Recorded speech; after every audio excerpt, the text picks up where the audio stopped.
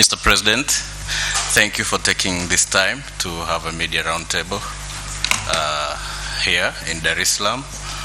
I would like to highlight to you that this roundtable will be both in English and in Kiswahili, which is a local national language, and in any case I'll translate if needed. Would like to get straight, maybe to take this opportunity to start with the question and then the media will follow. First of all, I would like to ask you why the FIFA summit and why Tanzania this time. Welcome. Habari. Hello everybody. Since you said we speak in two languages, you know, I start immediately in both of them. Well, why Tanzania? Why Dar es Salaam? Because it has several reasons, actually. The first is that for me as FIFA president, it is very important that FIFA lives what it has to be, which is a truly worldwide organization, a world governing body. And we cannot think that we can run an organization like FIFA worldwide from an office in Switzerland and just stay there. We have to go out, we have to go to the world, we have to go to our stakeholders, to our football associations all around the world, and discuss with them and speak with them and see them and put them as well on the stage. And for this reason, for me, it was long overdue that FIFA and the FIFA president would come to Tanzania, and not only come to Tanzania but stage an official event in Tanzania. These football executive summits and this meeting we organize here are very important meetings, because they are meetings where we meet with representatives, presidents, general secretaries of 3 different confederations, hosted here in Tanzania by the new Football Association president and all his team. We had representatives from Asia, from North and Central America, Caribbean, and from Africa, of course, present here to discuss about the future of football in the world, youth competitions, women competitions, and so on. And we wanted to do it in this part of the world because this part of the world is too often forgotten by us. And we need to put Tanzania in the center of the world map, at least for one day to start with. And the final reason as well why we wanted to come here is to encourage the new leadership of the Football Association of Tanzania. They are coming to take over the Football Federation in a difficult time. I faced something very similar in FIFA, and that's why I know how important it is to support and to encourage the fight for good governance, for compliance, against corruption, and more importantly for football and for football development. And I'm very much encouraged from what I've seen here, my friend Wallace, his team, and also the support of the government. We just had a meeting with the Prime Minister, government who is fighting against corruption, a government who is fighting for football, football in schools, football in the 9 regions, and all of this makes me very, very happy to have chosen Dar es Salaam for this summit.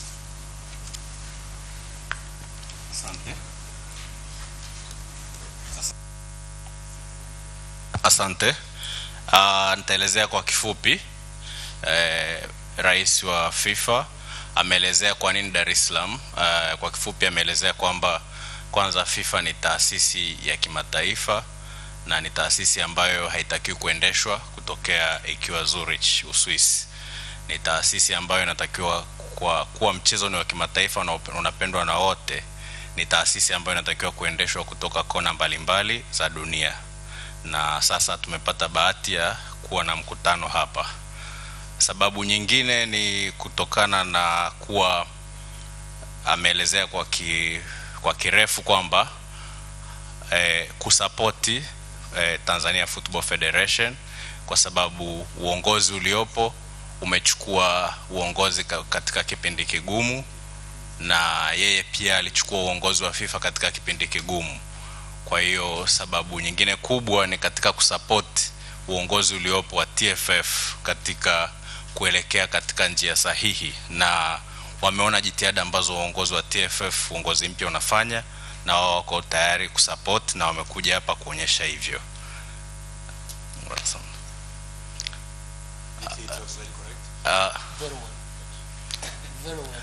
Yeah. Labda kama tungeendelea maswali ambayo mmeandaa, tunaweza tukauliza.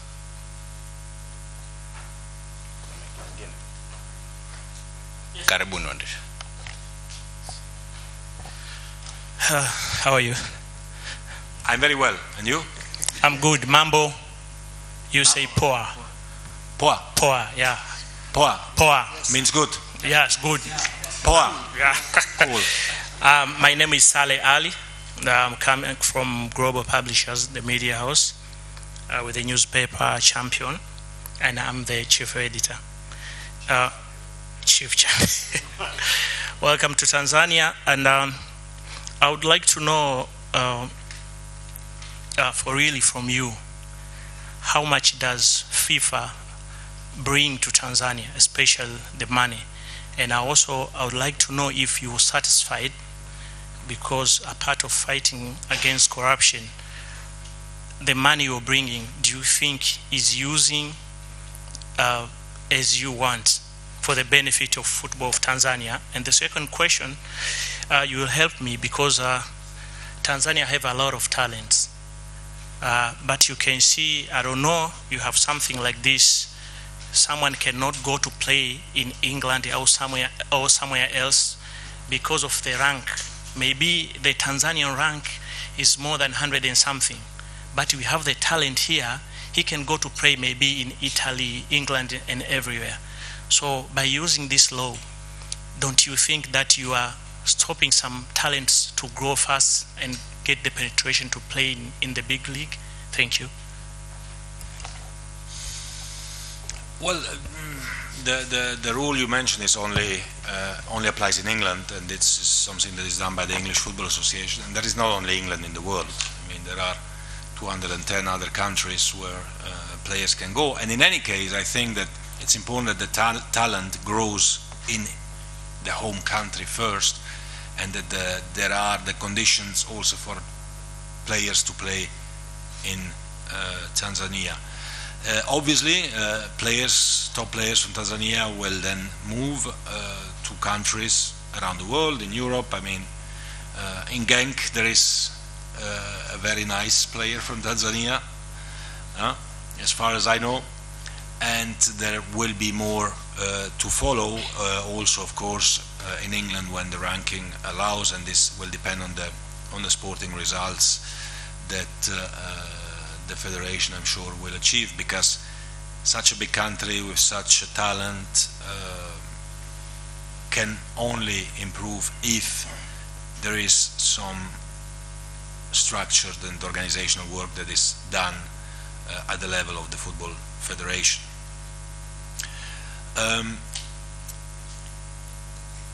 To answer as well your first question, this is of course linked with what the federation is doing, and we all know that the current or the previous situation was what term shall I use, not very helpful in this respect. So today FIFA is financing each football association in the world with an amount of $1,250,000 every year for operational costs and for development projects that have to be approved by FIFA. and that will be audited by FIFA as well. So if the federation tells us we want to invest this money in creating a football pitch, we are checking that the football pitch is also effectively happening. Now today, until the audit of FIFA is finalized, it is finalized, and the results are analyzed, there is a situation of restricted funding, but which will be solved, I'm sure, very, very soon because of the new leadership, and we need to support it as well.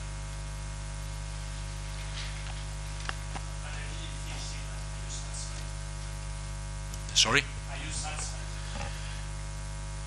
Well, I'm sure I will be satisfied. We have to wait for the outcome of the reports. Obviously, you know, you cannot make somebody new guilty for things that happened before he arrived.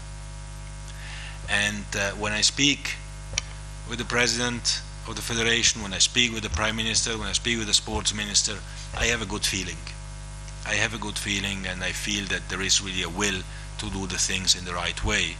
And if there is a will to do the things in the right way, there is no reason to be afraid of controls by FIFA or whoever else, or by the police or government. Nitaelezea kwa kifupi. Sorry for having been. Asante. Nitaelezea kwa kifupi. Sale uliuliza maswali mawili kuhusu restriction ya wachezaji kucheza Ulaya, haswa England, ligi ya England, na pia matumizi ya fedha za FIFA, na kama rais anaridhika na matumizi. Nitaanza na la pili. Rais ameelezea kwa kirefu kwamba fedha ambazo FIFA inatoa kusapoti maendeleo ya mpira wa miguu ni dola milioni 1,250,000. Ni fedha ambazo zinatoka kwa shirikisho, na hizo fedha zikitolewa huwa zinatolewa kwa malengo maalum ambayo shirikisho linakuwa limeainisha kwa FIFA, na wao kama mfadhili anayetufadhili kwa hicho kiasi huwa anatuma mkaguzi kukagua nini kimefanyika, na je kimefanyika kwa kadri ambavyo ilipangwa matumizi. Na pia ameelezea kwamba kutokana na matatizo yaliyokuwa nyuma tulikuwa tuna mkwamo kidogo wa kupata hizo fedha, lakini kwa sasa ameona uongozi uliopo una mawazo chanya, uongozi wa shirikisho, na pia amezungumza na waziri wa michezo, na amezungumza na waziri mkuu, nao na mawazo chanya.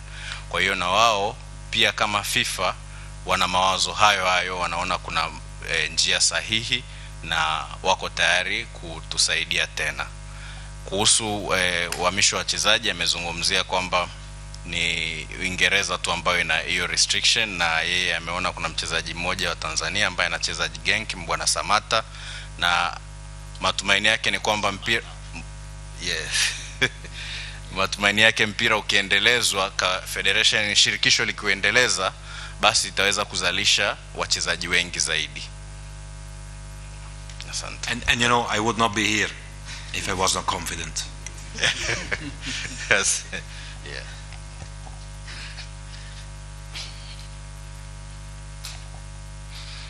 Thank you, Mr. President. Thank you very much for having this opportunity to shoot at least one question to you. I know that sports management is really different to other management studies, and as far as I know, we are lacking that thing here in our football in Tanzania. So, does FIFA has any plan to boost this area for the future of our country in order to develop sports management studies? In your degrees, FIFA degrees program, I think you have that FIFA degrees program in sports management. Yes, we have a FIFA degrees program together with the CIS Institute, university in Switzerland, and all over the world. And this is certainly an area where we want to put the focus, because it's a priority. You're absolutely right. It's not only an issue in Tanzania, it's an issue in many countries in Africa and in other continents as well, and it's absolutely crucial that we have prepared administrators to run football and to organize competitions and generate revenues as well for the federation. So we have plans there to increase as well our offers for the expertise, because I say this all the time when I go to Africa. I think in Africa there is big talent and great passion. And what is missing is the organization and the structure. Because if you can organize and structure the talent and the passion that exists in this continent, even if you just organize it and structure it a little bit, the results will be incredible. So we have to work on that. Very soon. Umeuliza kuhusu mpango wa FIFA wa kuendeleza management ya mpira wa miguu.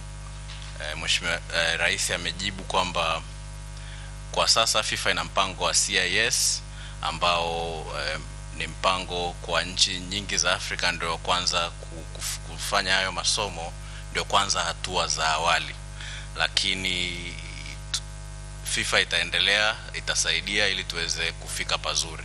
Na pia ameelezea kwamba Afrika kuna vipaji vingi sana na kuna mapenzi makubwa ya mpira wa miguu, lakini kinachokosekana ni mifumo inakosekana na mipango inakosekana.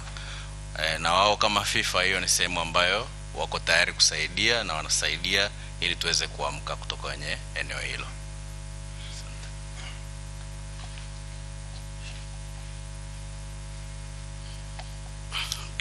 Good evening.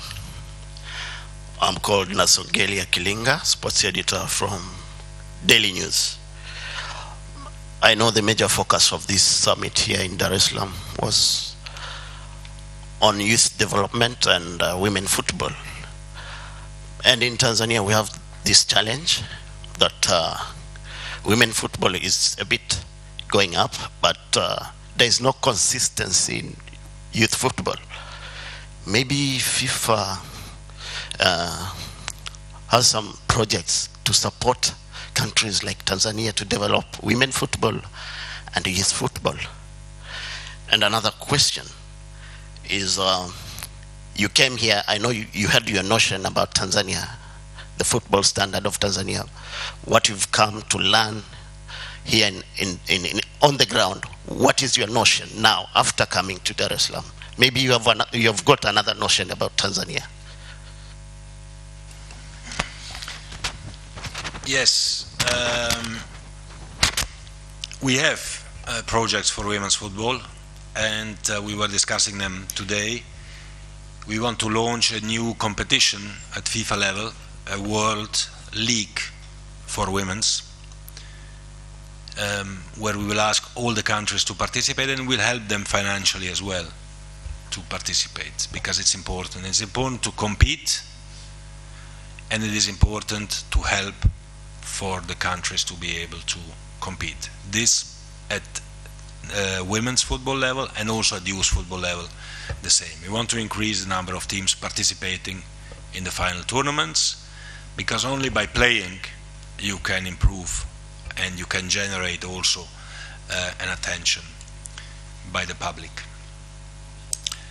And I'm sure that the messages have been taken on board by the Football Association, by the Football Federation of Tanzania.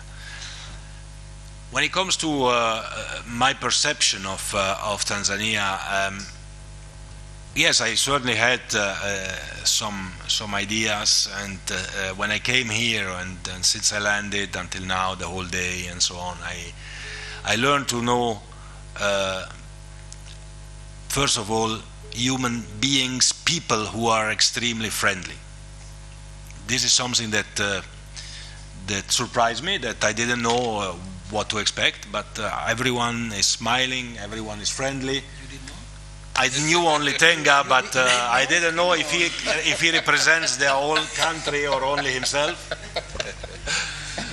But it's true. If you look at his smile, you know that it's like this. I really met, I really feel good. I feel home immediately, and this translated as well into the football part of the country. Makes me also be very, very confident about the future of football. When I see the engagement of the federation, when I see the passion of the Prime Minister, who is a coach, a football coach, you know, there is, all the ingredients are there for this country to become a powerhouse of African football with 50 million plus people, certainly. Asante. Amezungumzia kuhusu maswali mawili uliomuuliza, kuhusu mpira wa wanawake na pia mpira wa vijana, na jinsi nini alichotegemea kabla hajafika na hali aliyoikuta. Rais amezungumzia kuhusu mpira wa wanawake kwamba moja ya mambo yalikuwa ajenda kwenye mkutano imezungumziwa kuanzisha ligi ya wanawake, kuanzisha ligi ya kimataifa ya wanawake, na ni jambo ambalo litafanywa kazi na mashirikisho na litakuja kuonekana litaleta matunda, kwa sababu kwenye mpira jinsi mnavyocheza zaidi ndio jinsi mnavyoweza kuendeleza vipaji. Pia amezungumzia kuhusu alichotegemea Tanzania alipofika Tanzania mpaka sasa hivi. Kwa kweli amefurahishwa sana, amekuta Tanzania ni watu ambao ni watu wenye furaha, watu wenye upendo wa hali ya juu, na kwa kweli mpaka sasa hivi ana amani na anafurahi sana kuwepo hapa. And you know, to see live Masai and Kilimanjaro and, you know, all these things that we were hearing since we were kids is something special. Beautiful nature. Well, now I know the way, so, you know. I'm thinking about it. I thought one of you will invite him to Tanzania.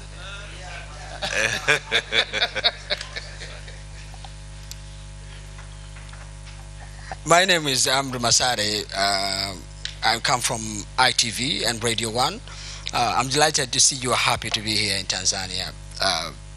During the regime of Seif Blatter, African countries were receiving different projects. For instance, in Tanzania, we had Gold Project 1 up to 3 of artificial turf in Uhuru Stadium, Gombani, and also Nyamagana. So what African football fans, especially in Tanzania, where the passion and love of football is bigger, should expect it from your regime? Well, not only they should expect, but they already receive. In the previous regime, FIFA was distributing to Africa around 27 million every year. Now FIFA is distributing and investing in Africa around 100 million every year. These are concrete figures. Before, Africa was always promised additional spots in the World Cup. No? There will be one more for Africa, and at the end of the day, Africa still had the same number of teams in the World Cup. Since I arrived, we increased the number of teams in the World Cup from 32 to 48, and as far as Africans are concerned, from 5 to 9.5. Almost double the number of teams who participate in the World Cup. And this changes the whole dynamics of qualification and investment in football, because if you have only 5 countries participating, it's difficult. If you have double the countries participating, 10% of the membership of CAF, you know, there are at least 30 countries in Africa, among which Tanzania, who can, you know, legitimately dream and invest for a participation. We have increased the number of members in the FIFA Council from Africa as well.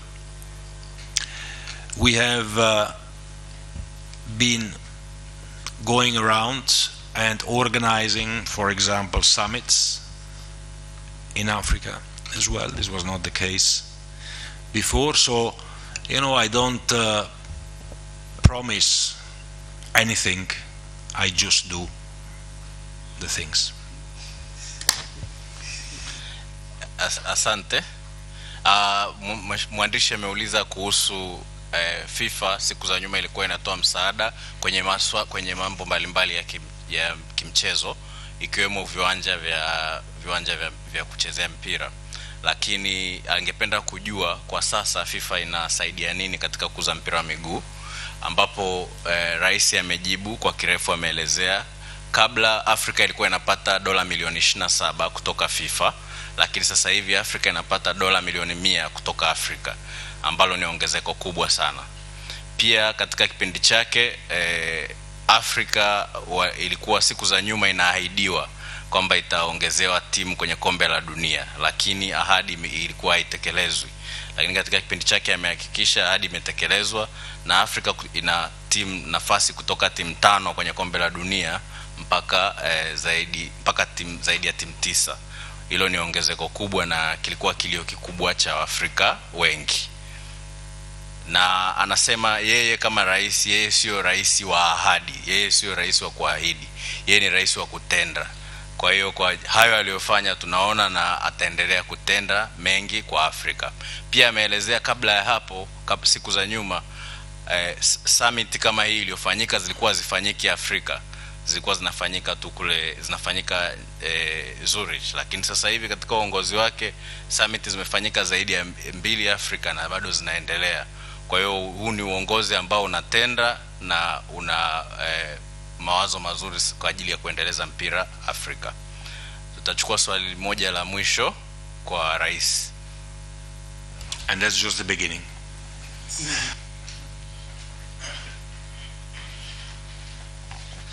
Thank you, Mr. President. My name is Evans Mohando from TBC. When you come in power 2016, you promised to fight with corruption in football. Did you succeed it? Then, second one about World Cup. Is only once African country hosts a World Cup, 2010 South Africa, in your regime. Will you offer us again? Well, on the second question, to start with, previously at least the FIFA president could vote for, because it was the executive committee was voting for the host of the World Cup.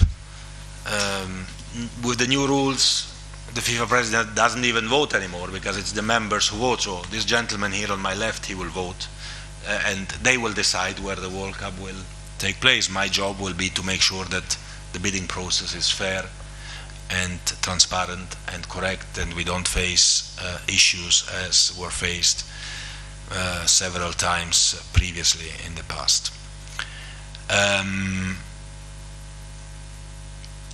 When it comes to whether an African country can host the World Cup, well, one African country is bidding for the World Cup 2026. It will be the first World Cup with 48 teams, so we will see what the bidding process ends up with. The first question was about corruption. Yes. Well, what I can certainly say is that we were and we are very successful when it comes to fight, or when it comes to bring transparency into the finances of FIFA. Today FIFA is a transparent organization. Today FIFA is publishing all the figures, everything. Everyone knows where the money is coming from and where the money is going. And I want to focus on this. I want to focus on the future. I want to focus on being accountable for what FIFA is doing with the money of FIFA. We have increased the investments we make in football development with the Forward program from 400 million before to 1.4 billion now, with the same income.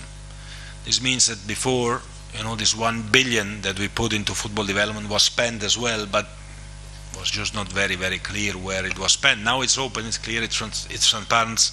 It is transparent. Everyone knows where the money is going, and I'm very proud of this achievement, because I think that if we, as FIFA, set the example on the transparency of the money flows, that many others will follow as well. And as I said several times as well already, and I can repeat it here, if somebody in football still thinks that he can abuse of the system and illegitimately or illegally enrich himself with money that belongs to football, then we will certainly have a zero tolerance policy and this person has nothing to do in football. Asante sana. Rais ameulizwa swali na mwandishi kwamba kombe la dunia limefanyika Afrika mara moja tu, na je, kuna mipango gani ya kombe la dunia kufanyika Afrika kwa mara nyingine? Na swali la pili kuhusu rushwa katika mpira wa miguu. Rais amejibu kwamba kwanza kuhusu kombe la dunia, FIFA kwanza kazi yake kubwa ni kuhakikisha kwamba zoezi la kupata timu linafanyika kwa haki, kwa kufuata usawa na taratibu ambazo wameziweka. Kisha wanapata nchi ambayo itakuwa mwenyeji. Na pili ameelezea kwamba mwaka 2026 kombe la dunia kuna nchi moja ya Afrika tayari imeomba kuandaa. Kwa hiyo hawezi kujua ni nchi ipi itashinda kuandaa, lakini kutoka Afrika tayari kuna nchi moja imeomba kuandaa kombe la dunia. Swali la pili kuhusu rushwa, Rais ameelezea kwa kirefu, amerudia maelezo yake ambayo alieleza mwanzo kwamba anahakikisha kwamba fedha ya mpira wa miguu haitatumika vibaya popote, na yeyote atakayetumia fedha ya mpira wa miguu vibaya basi atatafutwa na atashughulikiwa kulingana na sheria. Kwa hiyo yeye kama rais anahakikisha fedha ya mpira wa miguu haitumiki vibaya. Na pia ameelezea kwamba FIFA imekuwa na mpango wake wa forward program, ambapo kabla ilikuwa inatoa dola milioni 400, lakini sasa inatoa dola milioni 1.4, ongezeko la dola bilioni 1.4, ongezeko la dola bilioni 1, na inahakikisha hizo fedha zinafikia walengwa na zinafanya kazi ya maendeleo ya mpira wa miguu.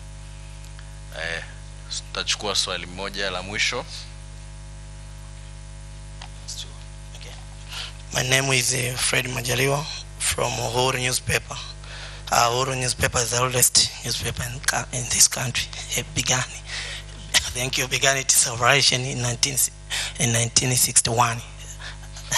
My question is, Mr. President, the FIFA Executive Football Summit is held in Tanzania. I want to know what the legacy or annual things. I mean, what is the legacy you live in this country after this summit? Legacy, yeah. Well, this you have to ask it to these gentlemen here on my left and on my right, I think, rather than to me. But what I can say certainly is that we were very happy to come. Is that we have on our side learned a lot. I'm sure that the TFF has learned a lot as well on how to organize these kind of top level events. But also when it comes to the content of the discussions today about development, about youth football, about women's football, about infrastructure, there is a lot of input that the TFF can use and for their future development, and a lot of connections and networks which have been created with FIFA on one side, but also between the member associations on the other side. So I think this is the real legacy of a summit like this, that you discuss, you learn from each other, and this helps you to build the future. Nitarejea, mwandishi ameuliza swali, kitu gani ambacho rais wa FIFA anatuachia baada ya summit kufanyika Tanzania, ambapo tumeona rais amejibu kwamba kikubwa ambacho kinabaki baada ya mkutano ni kwamba kwanza, kama shirikisho la mpira wa miguu Tanzania tumejifunza mambo mengi sana kuhusu kuandaa kikao cha hali ya juu kama hiki na kukifanya kwa mafanikio. Hilo ni moja. Lakini lingine ambalo ametuachia ni kwamba namna gani ya kwenda kufanya mahusiano na vyama mbalimbali ambavyo vimeshiriki kwenye mkutano, vilikuwepo kwenye mkutano, na pia maafisa wa juu wa FIFA. Tumepata connection nyingi na namna gani wanafanya mambo, na ni nafasi yetu kama shirikisho kuchukua hayo na kuyafanyia kazi na kupambana kuweza kuendeleza mpira wetu kwa kutumia hizo connection au mawasiliano tuliyopata ya mashirikisho mengine pia. Asante. Sorry? I'm always taking advice, especially if it's for free. It's for free. Again, thanks for coming. And as a journalist with my colleagues, we can see how we fight against corruption, same as Mr. Karia. And the media has been supporting him to make sure things are well. And good. You can hear about the corruption, I believe, from the media, that there is something wrong going like this and like that. So I never hear FIFA what programming for helping African journalists to make sure they're more strong, maybe teaching them, giving them cause to know why and how corruption is not good and how we can develop our football without corruption, things like that. But the other thing, you went to visit the government because you meet the Prime Minister. From my view, that the government supposed to help TFF to help football, because we are asking FIFA to bring here something for us, but it's possible the government can help FIFA too to make sure the football is strong, because the advantage of football everyone knows. So because we are here, maybe you didn't go this chance, but I'm advising you, when you go back, you can write a letter telling them to help. Thank you. Believe me, I told them straight, face to face, that they should help football, and I got some assurances from the Prime Minister that they will now invest as well into football, because they feel much more comfortable now with the current football leadership in Tanzania. So there will be investments in the schools and in the different regions in terms of football, and I think if we can combine forces, the results will be much more impactful, and we should work together with the TFF and with the government to make sure that we have an impact on football. And thanks as well for the advice on the media and the journalists. I had not thought about that, I have to admit, but it's actually a very good idea, and I will speak to our media department to set up something like this, because it's actually a very good point. Very good point. Thank you. Asante sana. Thank you very much. Thank you. Asante, naomba tunafunga.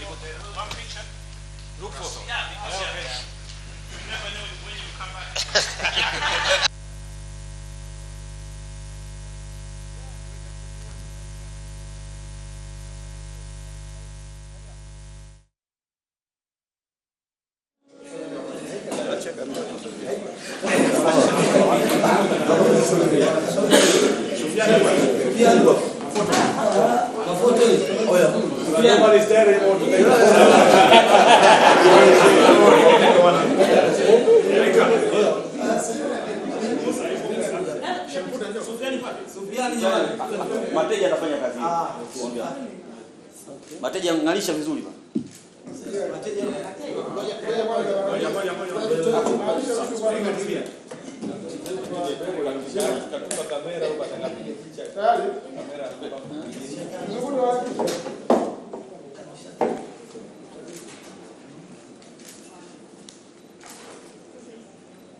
Tayari mateja. Thank you very much.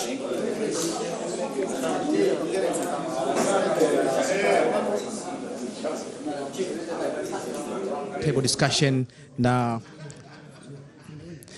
waandishi wa habari, na wanapiga picha mbalimbali za kumbukumbu japo kidogo kwamba tulikuwepo hapa na hapa. Umeweza pia kuona viongozi wa shirikisho la soka nchini TFF wakizungumza kidogo au wakiweza kuelezea yale ambayo yamejitokeza ndani ya round table discussion, lakini si vibaya basi tukapata nafasi hii ya kuongea na Alhaji Mgoi. Kama unafahamu yeye amekuwepo ndani ya kikao hiki tokea asubuhi na ndio mratibu wa mkutano huu. Yale mazuri yote ambayo rais wa FIFA ameyazungumzia kuhusiana na mapokezi na kile ambacho kimetokea hapa basi yalikuwa kwa Alhaji Mgoi. Alhaji, kwanza pongezi sana kwa kuwezesha hii FIFA Summit kufanyika kwa ufasaha. Ya, kwanza tunashukuru sana, tunamshukuru Mwenyezi Mungu kwa kweli, kwanza kwa mawazo ya FIFA kuiteua Tanzania, lakini pia nashukuru TFF kwanza kwa kuamini kwamba ningeweza kuwa sehemu ya Tanzania katika kushirikiana na Secretariat ya FIFA kuandaa mkutano huu, na tumefanya kazi kwa kweli ngumu, lakini tunashukuru Mungu kwamba summit imekwisha, na tunashukuru Mungu pia rais wa FIFA ameweza kuongea na wanahabari ambao wamewakilisha wanahabari wengine na katika hoja nzito kabisa na za msingi. Kwa hiyo kikubwa sana kwamba tunamshukuru Mungu kwa hili. Ya, kuna mengi ambayo yamezungumzwa, lakini labda kwa faida wenzetu ambao walikuwepo mapema na kurudi tena kuzungumzia masuala ambayo yapo katika mkutano huu ambayo yamelenga katika soka la wanawake, limelenga soka la vijana ambayo mara nyingi limekuwa likipokelewa kwa aina tofauti, na wengi wamekuwa wakifuatilia zaidi uelekezi wa pesa ambazo zinasadikika zipo katika development ya soka la wanawake, lakini pia na soka vijana. Lakini wewe ulikuwepo ndani ya kikao kile, na kikao kilipita paka muda wake ule wa kawaida kutokana na ajenda ambazo zilikuwa na mengi na changamoto nyingi sana kuzungumziwa. Labda kidogo tugusie yale ambayo mmeafikia na yataanza kufanywa kazi kwa muda mwafaka. Ya, kwanza kimsingi labda niseme kwamba ukubwa wa FIFA na kadri ambavyo FIFA inaimarika zaidi na kadri ambavyo FIFA inakuwa na nguvu kubwa sana za uchumi, ndivyo ambavyo viongozi wa FIFA wanatafsiri namna gani ambavyo wanaweza kusaidia mpira wa dunia kwa ujumla wake. Kwa hiyo vipengele ambavyo vilivyoainishwa kama vilivyozungumzwa, mpira wa wanawake, mpira wa vijana, lakini swala la club football ina mambo mengi, mambo ya transfer za wachezaji, mambo ya club matter, ya players matter yamezungumzwa pale, lakini pia swala la uwekezaji, kwa sababu ya kuamini kabisa kwamba katika mazingira ya nchi kama za Afrika ambapo uwekezaji na nchi nyingine za dunia ambazo hazina uchumi bora zaidi, mazingira ya uwekezaji kwenye miundombinu na uwekezaji mwingine wa vifaa na kadhalika yako katika kiwango cha chini sana. Kwa hiyo FIFA imejielekeza zaidi kwenye wazo lake, na inapokuwa na wazo lake imeweza kulitoa kwa wanachama wake ambao inawachagua katika makundi mbalimbali kama hivi summit zinazofanyika, ili kuweza kuyaboresha yale mawazo na kufanya maamuzi kwa pamoja. Kwa hiyo nashukuru Mungu kwanza nilikuwa ni sehemu ya summit kabla ya summit yenyewe, kwa sababu kama mratibu nilikuwa ni sehemu ya kuanza kuijadili summit na hoja zake na namna ambavyo zinavyoweza kupokelewa. Kwa hiyo nilipata elimu kubwa kabla ya summit yenyewe, lakini pia summit yenyewe imekuja kutoa matokeo yale chanya ambayo yalikusudiwa. Ni kwamba nchi zimechanganyika, zimetoka katika mabara matatu, lakini watu wameweza kukutana kutoka kwenye experience tofauti, imeweza kufanywa presentation mbalimbali ambazo zimeweza kuchanganya experience au uzoefu kutoka nchi moja ama nyingine katika mazingira tofauti na mazingira yanayofanana, na pia FIFA imeweza kuonyesha mwelekeo wa maamuzi yake makubwa zaidi katika uwekezaji na katika kuongeza nguvu ya kusaidia kufanikisha mpira wa vijana, kuanzia utambuzi, namna ya kucheza mashindano, lakini mashindano ya kimataifa ya vijana na wanawake, lakini pamoja na kuongeza viwango vya kuwa na nia ya kuongeza viwango vya fedha katika uwekezaji katika miundombinu na masuala mengine ya uwekezaji kwenye mpira. Kwa hiyo ni mkutano mkubwa uliokuwa na maana kubwa sana, na tunamshukuru Mungu kwamba FIFA imeendelea kuwa na mtazamo chanya katika kusaidia nchi ambazo zina matumaini hafifu. Shukrani sana Alhaji Mgoi, najua bado una ujumbe mzito sana sasa hivi wa uongozi mkuu wa FIFA. Nakushukuru sana na unaweza kusikia hayo ambayo yametoka ndani ya kikao, lakini pia wahariri walikuwa ni wengi na kila mmoja alikuwa nayo kwake, na hapa nipo na mmoja ambaye yeye aliweza kuuliza swali la maana zaidi, na swala lako lilikuwa linagusia zaidi miundombinu na jinsi gani FIFA inaweza kuwekeza katika miundombinu mpya kuhakikisha kwamba soka katika ukanda huu linaendelea. Lakini majibu ambayo umepata na kutoka kwa rais wa FIFA pamoja na maelezo yake na round table discussion, umeionaje? Kwa kweli majibu ambayo tumeyapata kutoka kwa rais wa FIFA ni majibu ambayo ni positive, na kwamba FIFA iko tayari kutoa support hiyo kwa Federation, Tanzania Football Federation, kuweza kuimarisha miundombinu kwa ajili ya kuendeleza soka hasa la wanawake na vijana, ambao huu ndio uti wa mgongo wa maendeleo ya mpira wa miguu nchini. Na mengi ambayo yalikuwa yajitokeza. Labda wakati tunamalizia hapa, kuna taarifa nyingine zilitoka kuhusiana na masuala kadhaa ambayo yalikuwepo katika chumba hiki. Kulikuwa kuna joto la aina yake hapa, au mlimweka rais kwa alikaa katika sehemu ambayo jasho lilikuwa linamtoka? Kwa kweli kwa taarifa hiyo sidhani kama ni sahihi sana. Tulikuwa kwenye sehemu comfortable tu na tumeenda vizuri, na kubwa zaidi ambalo naamini hata waandishi wenzetu wamefurahi ni assurance kutoka kwa Rais wa FIFA kwamba wako tayari kusupport waandishi wapate training jifunze kuhusu namna gani wanaweza kusaidia mapambano dhidi ya rushwa, kuendeleza mchezo wetu wa mpira wa miguu nchini Tanzania na hata Afrika kwa ujumla. Shukrani sana. Hayo tumeyapata kutoka TSN, Tanzania Standard Newspaper. Na hii ndio tunaweza kusema kwamba tunafikia tamati katika summit ya kina yake ambayo imekuwepo hapa nchini Tanzania ikiongozwa na Rais wa FIFA Infantino. Unaweza ukaangalia baadhi ya bendera na nchi na bango lenyewe ambalo linaelezea hii summit ambayo ifanyika tarehe 22 Februari hapa ndani. Lakini si vibaya sana niwapate kuwashukuru sana wale ambao tumekuwa nao mwanzo hadi mwisho. Mlege, Aika, Msuya, vile vile tumekuwa na Shemputa, vile vile Ndibalema, Dasa, Switcha kule, Salim, driver wetu Mzee Saleh, engineer Kayenze, kuweza kukaa hapa kutoka asubuhi kufuatilia kila kitu bila kupata wasiwasi wote na kukuletea haya ambayo yamefika. Lakini sasa niwaambie kwamba hii ndio Azam TV na mengi zaidi tutaweza kuyapata hapo studioni. Sasa niwarudishe kwa studio. Mimi ni Patrick Nyembera nikatakia uangalizi mwema wa vipindi vinavyofuata. Sisi ni Soka, burudani inaendelea.